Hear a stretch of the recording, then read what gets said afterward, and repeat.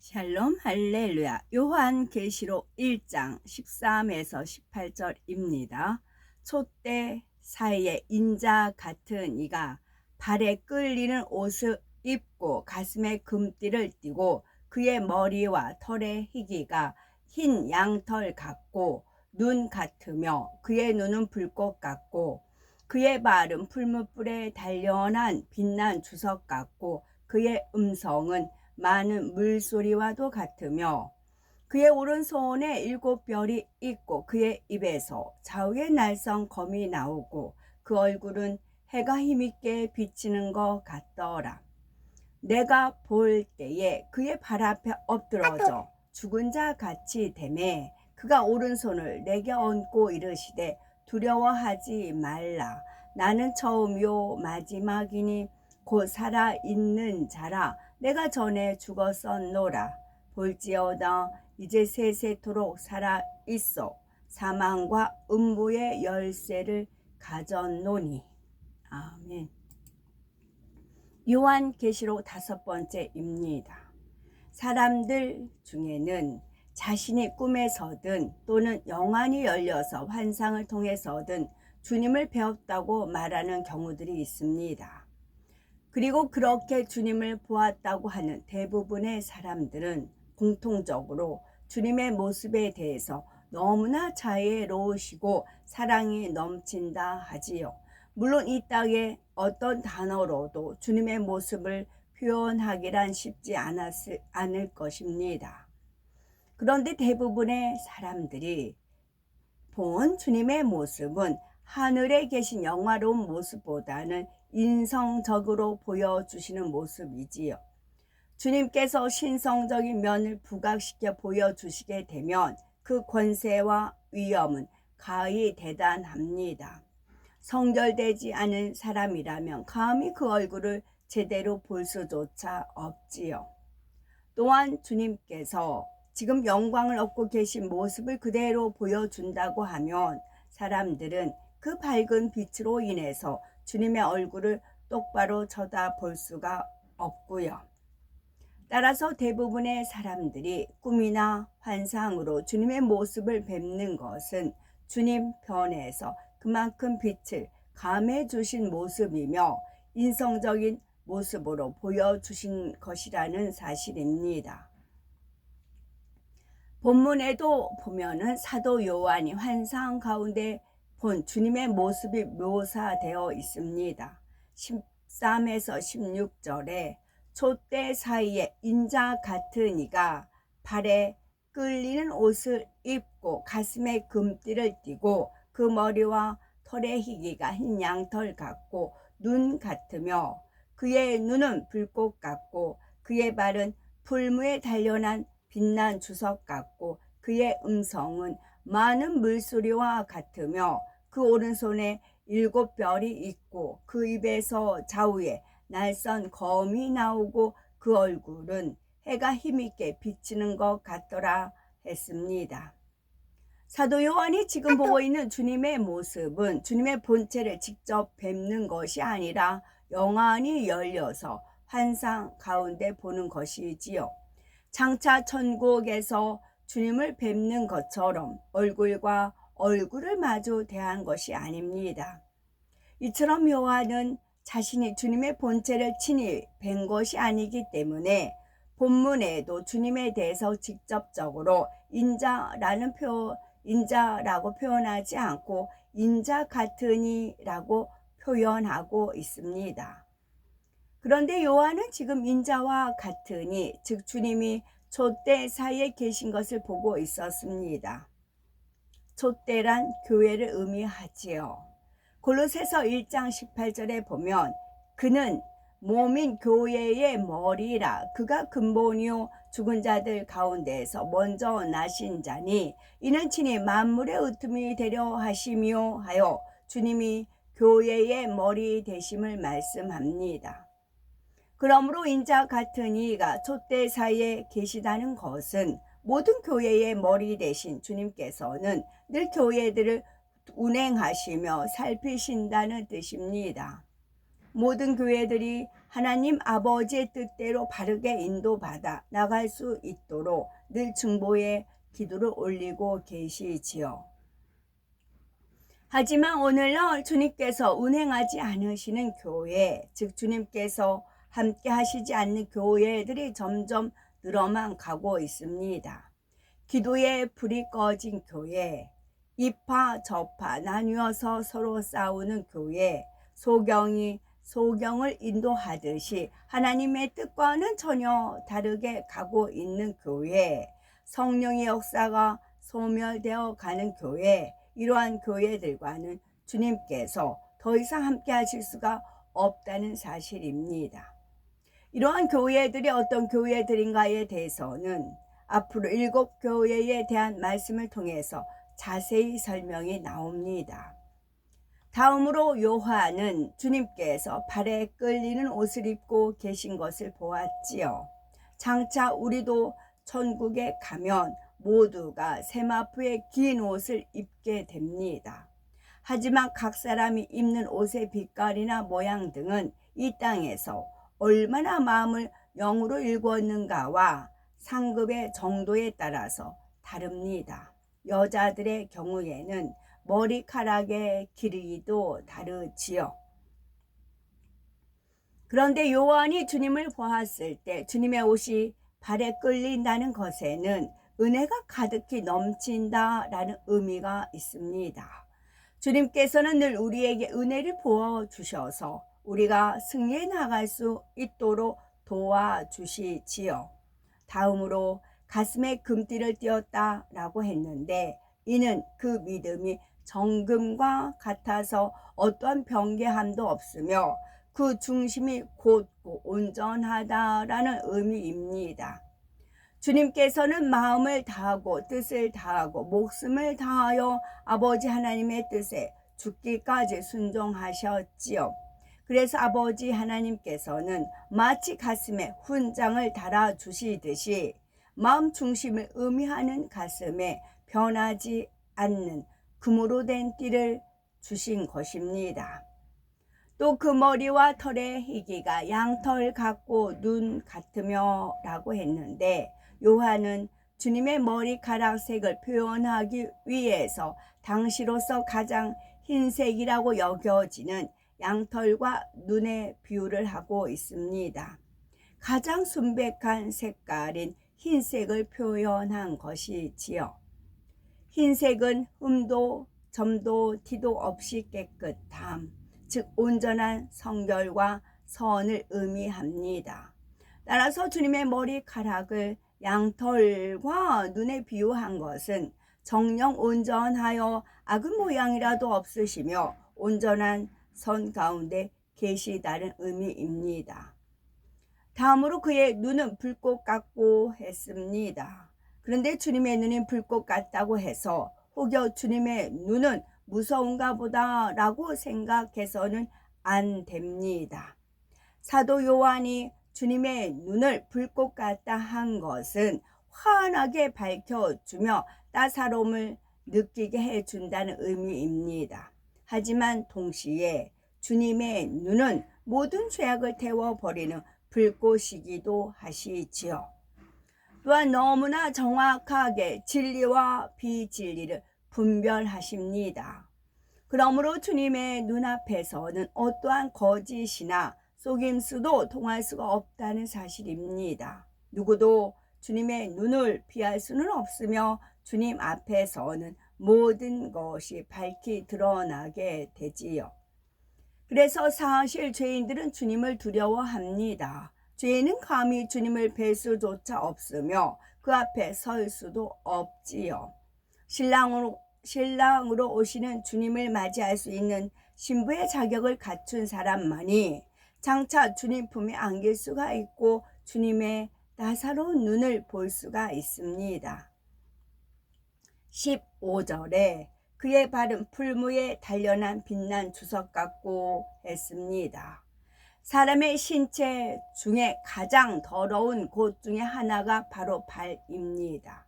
출애굽기 3장 5절에 보면 하나님이 가라사대 이리로 가까이 하지 말라. 너의 선 곳은 거룩한 땅이니 네 발에서 신을 벗으라 하시는 장면이 나오지요. 하나님께서 모세에게 말씀하시면서 이처럼 발에서 신을 벗으라 하신 데에는 영적인 의미가 담겨 있습니다. 가장 더러운 발에 가장 더러운 발에 신는 신을 벗는다는 것은 하나님 앞에 나오기 위해서는 죄악된 마음과 행함을 버려야 한다는 뜻이지요. 그런데 주님의 발은 인생들처럼 그렇게 더럽혀진 발이 아닙니다. 주님의 발이 풀무에 단련한 빛난 주석과 같아 했는데 빛난 주석이란 흠도 티도 없는 너무나 깨끗한 것을 의미하지요. 일반적으로 금속 물질을 풀무에 단련하게 되면 그 안에 섞여 있던 불순물들이 태워지면서 점점 더 순도가 높은 금속 물질이 됩니다.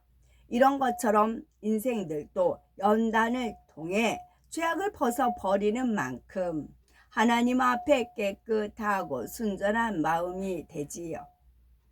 주님께서는 원래 어떠한 죄악도 없으시지만 그럼에도 이 땅에 육신의 몸으로 오셔서 인생들이 겪는 희로 애락을 몸소 체험하시며 인간 경작의 과정을 겪으셨습니다. 그러므로 주님의 발이 풀무에 단련한 빛난 주석과 같다는 것은 주님께서도 인생들처럼 경작을 받으실 때 모든 것을 달게 받으시며 온전히 믿음으로 승리하심으로 어떠한 것도 송사거리가 되지 않는 온전한 모습을 보이셨다는 의미가 담겨 있습니다. 우리도 이러한 주님처럼 늘 그 발이 깨끗하며 밝게 빛날 수 있어야 되겠고, 합당하지 않은 곳에는 발을 옮기지도 마시고 꼭 발뿐만이 아니라 눈도 귀도 입술도 생각도 마음도 깨끗하지 않은 곳에는 두지 말아야 하겠습니다. 15절 후반절에 그의 음성은 많은 물소리와 같으며 했습니다. 우리가 하나님의 음성을 듣게 되면 그 소리는 너무나 맑고 아름답고 청아하면서도 크고 우렁차고 웅장합니다. 주님의 음성도 이와 비슷한데 요한은 이러한 주님의 음성을 지금 많은 물소리에 비유하고 있습니다. 주님의 음성을 이처럼 물소리에 비유한 것은 물이 곧 주님의 입에서 나오는 말씀이기 때문입니다. 물은 깨끗하게 씻어주는 역할을 하며 대부분의 모든 생명체에 꼭 필요한 것이지요. 이런 것처럼 주님의 말씀으로 인해 우리 마음의 죄악이 씻어짐으로 깨끗해질 수 있는 것입니다.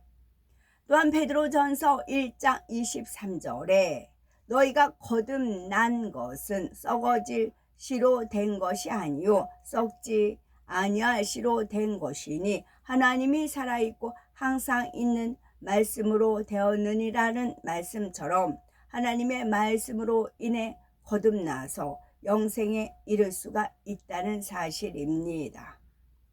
그러므로 하나님의 말씀, 곧 주님의 말씀은 영원한 생명을 얻기 위해 꼭 필요하지요.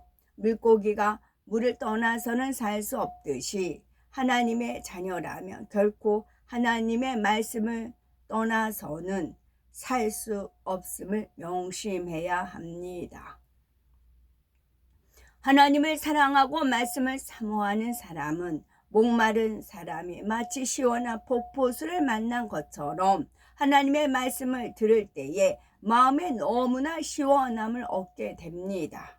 우리의 입술도 이런 입술이 되어야 지요. 상대에게 시원함을 줄 수 있는 말, 평안함과 행복을 줄 수 있는 말, 생명이 될 수 있는 말, 바로 이러한 말을 하는 입술이 되어야 합니다. 16절에 그 오른손에 7별이 있고 그 입에서 좌우에 날성 검이 나오고 그 얼굴은 해가 힘있게 비치는 것 같더라 했습니다. 그 오른손에 7별이 있다 했는데 사람이 일반적으로 왼손보다는 오른손이 더 강하고 힘이 셉니다. 그래서 오른손은 힘과 능력을 의미하지요. 또한 별은 사람을 의미합니다. 창세기 15장 5절에 보면 여호와께서 아브라함에게 하늘을 우러러 무별을 셀 수 있나 보라. 또 그에게 이르시되 네 자손이 이와 같으리라 말씀하시는 장면이 나오지요.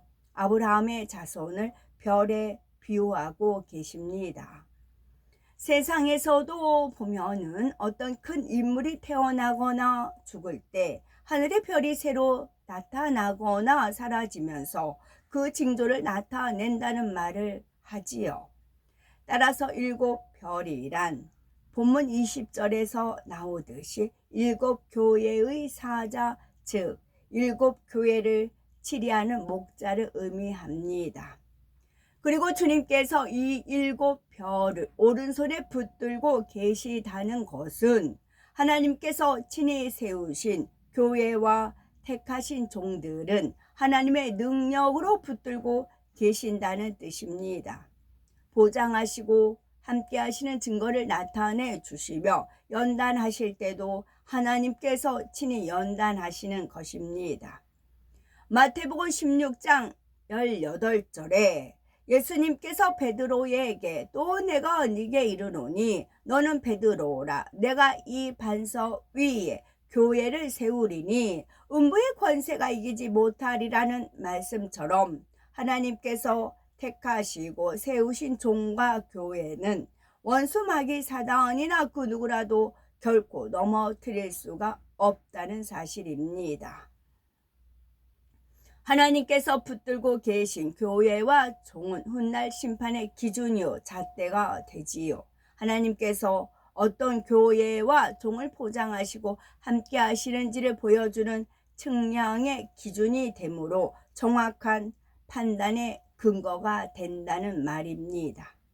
그러므로 주님께서 능력의 오른손으로 붙들고 계신 교회와 종을 판단하고 정죄하는 것은 결코 주님을 판단하고 정죄하는 것과 같습니다. 그 입에서 좌우의 날성 검이 나오고 했는데 이는 주님의 입에서 나오는 말씀이 마치 검과 같다는 말입니다. 히브리서 4장 12절을 보면 하나님의 말씀은 살았고 운동력이 있어 좌우의 날성 어떤 검보다도 예리하여 혼과 영과 및 관절과 골수를 찔러 쪼개기까지 하며 또 마음의 생각과 뜻을 감찰하나니 하셨지요. 주님의 입에서 나오는 말씀은 사람의 마음 깊숙한 곳에 있는 죄악까지도 찔러 쪼갤 수가 있습니다. 죄악 가운데 거하는 사람에게는 하나님의 말씀이 마치 검과 같이 마음에 꽂히게 되지요. 그래서 수술을 통해서 환부를 깨끗이 도려내듯이 비진리의 죄악들을 낱낱이 분해하여 벗어내게 하는 것입니다. 그런데 자신의 악의 모양을 발견했으면 말씀의 검으로 한 번에 확실하게 찔러 쪼개버리면 끝날 것을 가지고 버리지 않으면서 계속 가지고 있는 경우가 있는 거지요. 그래서 2번, 3번 같은 과정이 되풀이 되다 보니 그만큼 더 힘들고 고통도 받게 되는 것입니다. 그 얼굴은 해가 힘있게 비치는 것 같더라 했습니다. 주님의 얼굴은 해보다 훨씬 더 광채가 나지만 이 세상에 다른 것으로는 표현할 수가 없기에 이처럼 해가 힘있게 비치는 것 같다 표현한 것입니다. 그런데 세상 사람들은 해를 똑바로 볼 수도 없을 뿐만 아니라 만약 똑바로 쳐다보게 되면 곧 눈이 침침해지고 자칫 멀어버릴 수가 있는 것처럼 죄인은 주님의 얼굴이나 눈을 볼 수가 없습니다. 마태복음 5장 8절에 마음이 정결한 자는 복이 있나니 저희가 하나님을 볼 것이며 말씀한 대로 마음이 깨끗하고 성결된 사람에게는 하나님을 볼 수 있는 복이 주어지지요. 그러니까 다 못 보는 겁니까? 그렇지 않습니다. 마음이 청결한 자는 복이 있다. 저희가 하나님을 볼 것이며 이는 장차 천국에 가서도 마찬가지입니다. 히브리서 12장 14절에 보면 모든 사람으로 더불어 화평함과 거룩함을 좇으라. 이것이 없이는 아무도 주를 보지 못하리라 했습니다. 주님의 입에서 좌우의 날성 검이 나오고 그 얼굴은 해가 힘있게 비치는 것 같다는 말씀은 모든 어둠을 깨트리고 감히 어둠이 그 앞에서 대적지 못하는 주님의 절대적인 권세를 나타냅니다. 그리스도 예수 우리 주님의 권세 앞에는 모든 어둠의 권세들도 복종할 수밖에 없으며 장차 주님의 말씀으로 정확하게 모든 심판이 이루어지게 됩니다. 그래서 하늘 위 또 이 땅 위 땅 아래 모두가 주 이름 앞에 무릎을 꿇게 하셨다는 말이지요. 그 앞에 드러나지 않을 것이 없으며 한치의 오차도 없는 정확한 공의 가운데 심판이 이루어지게 됩니다. 그러므로 원수마귀 사단은 물론이고 그 누구도 아무런 송사를 할 수가 없지요. 우리의 신랑 되신 주님의 모습은 흠도 점도 티도 없이 너무나 깨끗하고 아름다우십니다. 이러한 주님을 신랑으로 맞이하려면 신부도 당연히 합당한 모습이 되어야 하지요. 합당한 신부의 자격은 간단합니다. 마음을 깨끗이 하여 성결되는 것이며 맡겨진 사명을 잘 감당하는 것이지요. 이렇게 자격을 갖추었을 때만이 빛난 주님의 그 모습을 뵐 수 있으며 주님의 눈을 바라보며 대화도 할 수 있고 그품에 안길 수도 있다는 사실입니다. 그렇지 않고서는 빛나고 아름다운 주님의 모습을 감히 볼 수가 없으니 영원히 사는 천국에서 얼마나 안타깝겠습니까? 17절에 사도 요한은 주님을 볼 때에 그 발 앞에 엎드러져 있는 자같이 되었다라고 썼습니다. 사람들이 꿈이나 환상을 통해서 주님을 보았다라고 하는 것은 대부분이 영광의 강체 가운데 창조주 하나님과 동등된 권세를 가지고 계신 모습으로서가 아니라 인성적인 면을 보여주신 것입니다. 만약 신성적인 권세와 위엄을 그대로 보여주시면 사람들이 차마 똑바로 볼 수도 없고 그 권세와 위엄 앞에 두려워 떨게 됩니다. 그런데 사도 요한은 장차 천국에서 뵙게 될 주님의 모습, 즉 완전히 영광을 입고 계신 주님을 배웠으니 비록 그가 주님 앞에서 계시를 받을 만큼 합당한 사람이라 할지라도 그 앞에서 이처럼 엎드러져 죽은 자같이 될 수밖에 없었던 것입니다. 더욱이 지금 펼쳐지고 있는 장면은 주님의 영이 친히 요한 앞에 나타나 말씀해주고 계신 것이기 때문에 요한은 주님 앞에서 더더욱 떨릴 수밖에 없었지요. 이러한 요한에게 주님께서는 오른손을 얹으시며 두려워 말라 말씀하십니다. 오른손은 주님의 능력을 의미하는 것으로서 주님께서는 이렇게 요한에게 손을 얹어 인치심으로 그에게 마지막 때를 깨우기 위한 계시록의 말씀을 기록하는 막중한 사명을 주고 계시지요. 네가 본 것과 이제 있는 일과 장차 될 일을 기록하라 라고 말씀하고 계십니다. 또한 주님께서는 요한에게 손을 얹으심으로 요한이 평안한 마음 가운데 이 사명을 이룰 수 있도록 그에게 위안을 주고 계신 것이지요. 그러시면서 주님은 요한에게 나는 처음이요 나중이라 말씀하십니다. 주님께서 나는 알파와 오메가라 하신 데에도 영적인 의미가 있었듯이 처음과 나중이라 하신 데에도 영적인 의미가 있습니다. 주님께서는 나는 처음이요 나중이니 하시면서 18절에 곧 산자라 내가 전에 죽었었노라 하시며 죽었다가 살아나셨음을 즉 부활하셨음을 말씀하십니다. 따라서 처음이라 하신 것은 주님께서 바로 부활의 첫 열매가 되심을 의미하지요. 우리도 바로 이러한 주님과 연합하여 하나를 이루므로 장차 재림의 주님을 맞이할 때 부활의 열매로 나오게 되는 것입니다. 다음으로 주님께서 나는 나중이라 하신 것은 주님의 공중 강림을 의미하는 것으로서 그때는 바로 인류에 대한 모든 구속 사업이 끝나는 때입니다.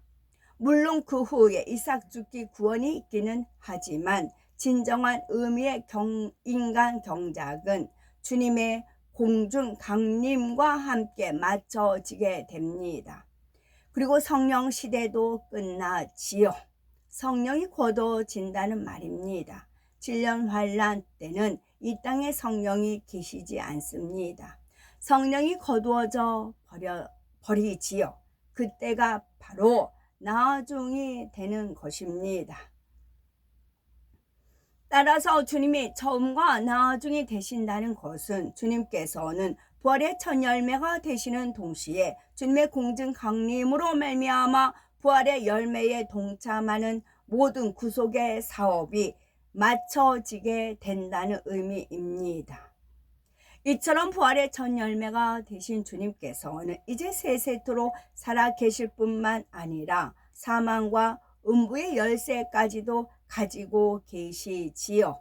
사망과 음부의 열쇠를 가지고 계신다는 것은 죽고 사는 것이 주님께 달려 있다는 의미입니다. 예수 그리스도로 말미암아 영혼들이 구원을 받느냐 영원한 사망으로 가느냐가 결정되지요. 예수님을 구세주로 영접한 사람은 더 이상 사망의 권세에 매여 있지 않고 사망 권세 깨뜨리고 부활하신 주님을 따라 부활로 나오게 됩니다. 이처럼 영원한 사망에서 노임받아 나오게 하는 것이 바로 주님으로 말미암아 가능하게 된 것이므로 결국 사망의 열쇠가 주님께 있다 말하는 것입니다.